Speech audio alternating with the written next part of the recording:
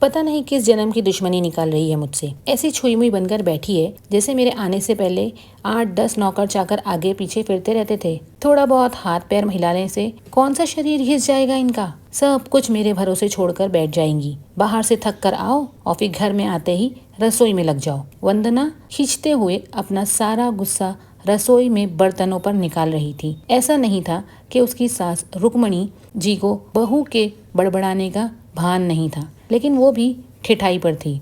बहू की बड़बड़ाहट को एक कान से सुनकर दूसरे कान से निकाल रही थी। वंदना एक पढ़ी लिखी लड़की थी। उसका सपना था कि वो अपने पैरों पर खड़ी होगी। उसने नौकरी के लिए कई जगह आवेदन भी दे रखा था। इस बीच जब उसके लिए अनिकेत का रिश्ता आया तो उसने साफ साफ कह दिया कि वो शादी इसी शर्त पर करेगी कि शादी के बाद उसे अच्छी नौकरी मिली तो कोई उसे नौकरी करने से नहीं रोकेगा। आखिर इतना पढ़ने लिखने के बाद वो घर पर नहीं बैठ सकती। अनिकेत और उसके घर वालों को इस बात से कोई आपत्ति नहीं थी कि उनकी बहू नौकरी करेगी, इसलिए दोनों तरफ से खुशी खुशी ये रिश्ता हो गया। शादी के कुछ दिनों बाद ही वंदना का ज्वाइनिंग लेटर आ गया। जिस दिन वंदना ने अपने ससुराल वालों से कहा था कि वो अब नौकरी करेगी तो उसकी सास रुक्मणी जी ने सारे परिवार के सामने कह दिया था, बहू नौकरी करे इससे मुझे कोई आपत्ति नहीं है। मैं ये भी नहीं कहूँगी कि वो पहले सारे घर के काम करे फिर नौकरी पर जाए, लेकिन मैं भी अब पहले की तरह पूरा घर नहीं संभाल सकती। मुझे सब कुछ मंजूर है, लेकिन मुझसे ये उम्मीद मत करना कि मैं बहू को रोटियां बनाकर खिलाऊंगी। मुझे पता है कि अगर मैं एक बार इस भंवर में फंस गई तो ज़िंदगी भर नहीं निकल पाऊंगी। उस वक्त सबको रुक्मणी जी की बातें सुनकर हैरानी तो हुई थी। उनके पति ने तो ये भी कहा कि मुझे नहीं पता था कि मेरी सीधी सरल पत्नी भी सास बनते ही अपना रूप बदल लेगी। लेकिन इन सब बातों का रुक्मणी जी पर कोई असर नहीं हुआ। वो तो अपनी जिद पर अड़ी थी। खैर, वंदना को तो नौकरी करनी ही थी, क्योंकि घर के थोड़े से काम के लिए वो अपनी इतनी अच्छी नौकरी तो नहीं छोड़ सकती थी। वहीं उसके पति और ससुर जी ने भी नौकरी की इजाज़त दे दी थी, तो वो फिर कहाँ रुकने वाली थी। इस समस्या का ये हल निकाला गया कि घर के कामों के लिए एक कामवाली और खाना बनाने के लिए एक कुक रख ली गई। खाना बनाने वाली सुबह और शाम का खाना बनाकर चली जाती। वंदना का काम था ऑफिस से आकर बस खाना परोसना। यूं ही दिन निकल रहे थे। वंदना की शादी को 2 साल हो चुके थे। अब तो वंदना और बाकी सब घर वालों को इस रूटीन की आदत हो गई थी। लेकिन मुश्किल तो तब होती थी जब कभी खाना बनाने वाली छुट्टी ले लेती थी। ऐसा ही कुछ इन 2 दिनों से हो रहा था, जिस कारण से वंदना खिजी हुई थी। ऑफिस से आकर रोटियां बनाना उसे बहुत बड़ा बोझ लगता था। वैसे तो रुक्मणी जी इन दिनों में सब्जियां काटकर बना देती थी, लेकिन बहू के ऑफिस से आने के बाद रसोई में झांकती भी नहीं थी। उस समय वंदना को अपनी बैठी हुई सास बहुत चुभती थी। वो बड़बड़ाती रहती और रोटियां बनाती रहती। बाद में अपनी माँ से फ़ोन पर भी भर भर कर शिकायत करती, जिसके बाद उसे थोड़ा सा सुकून मिलता था। कुछ दिनों बाद वंदना के भाई की शादी भी तय हो गई। वंदना की होने वाली भाभी भी नौकरी पेशा थी। वंदना की माँ ने सगाई के वक्त ही खुश होते हुए गर्व से कह दिया, भाई मैं तो और सासू की तरह नहीं हूँ जो बहू के आने पर हाथ धरकर बैठ जाऊं। जब अभी तक पूरा घर संभाल रही थी तो अब क्यों नहीं, मेरी बहू को मेरी तरफ से पूरी छूट रहेगी। जब एक माँ अपने बच्चों को रोटियां बनाकर खिला सकती है तो बहू को क्यों नहीं खिला सकती। बहू तुम निश्चित होकर नौकरी करना, रसोई मैं संभाल लूँगी। वंदना की माँ के उच्च विचार सुनकर उसकी होने वाली भाभी का पूरा परिवार और खुद वंदना भी गदगद हो गई।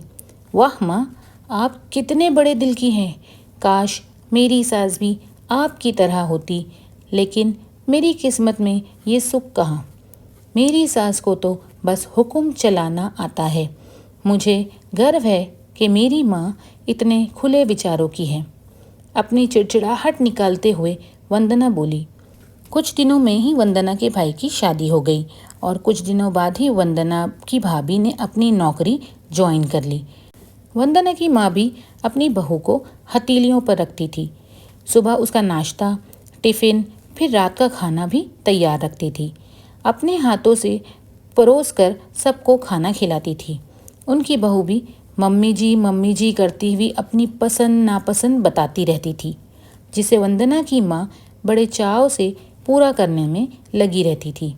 खुशी खुशी दिन बीत रहे थे, लेकिन ये प्रक्रिया धीरे धीरे अब उदासीनता में बदल रही थी।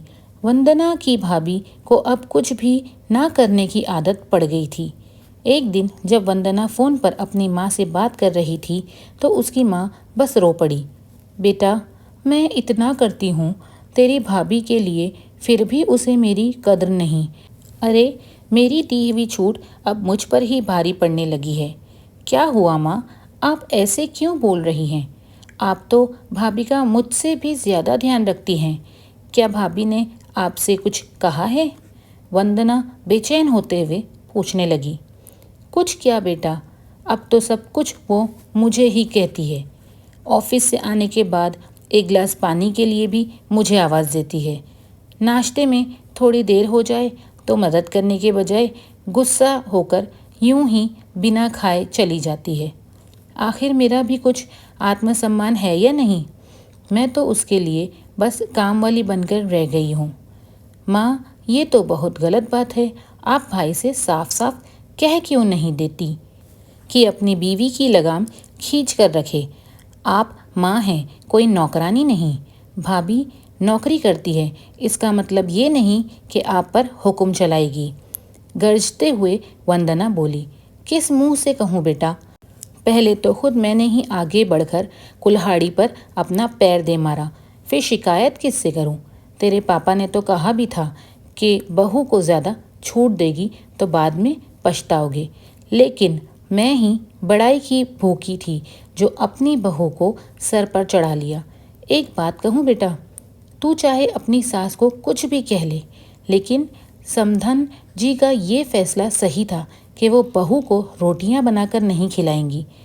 एक बार वो सबकी नज़रों में बुरी अक्खड़ सास तो बन गई, लेकिन आगे के लिए कम से कम अपना आत्मसम्मान तो बचा लिया।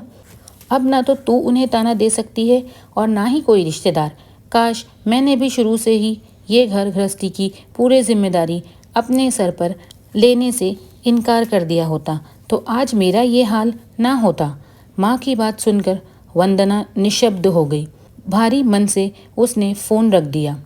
बाहर हॉल में आकर देखा तो सास ससुर आराम से बैठकर बातें कर रहे थे। बातें करते करते उसकी सास अपने नाखूनों पर नेल पेंट लगा रही थी, जिसे देखकर ससुर जी उन्हें चिढ़ा रहे थे। अब बुढ़ापे में ये फैशन करके किसे दिखाओगी? मेरी तो नज़र भी कमज़ोर हो गई है। किसी को नहीं दिखाना मुझे, मैं तो अपनी खुशी के लिए लगाती हूँ। सारी उम्र तो घर गृहस्थी में उलझी रही, अब अवकाश का वक्त आया तो अपने शौक तो पूरे कर लूँ। पता नहीं कब भगवान के घर से बुलावा आ जाए। वंदना की सास मुस्कुराते हुए बोली। पता नहीं आज की वंदना अपनी सास की बातें सुनकर चिढ़ नहीं रही थी, बल्कि वो भी मुस्कुरा उठी।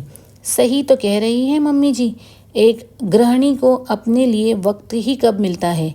पहले अपने बच्चों को पाल पोस कर बड़ा करो, फिर कामकाजी बहू आ जाए तो उसे और उसके बच्चों को संभालो। काश मेरी माँ ने भी मेरी सास की तरह पहले ही कह दिया होता कि बहू को रोटियां बनाकर नहीं खिला सकती। कहानी पसंद आई हो तो लाइक करके सब्सक्राइब कर लेना और बेल बटन ज़रूर दबा देना, ऐसी कहानियाँ सबसे पहले आप सुन सकें।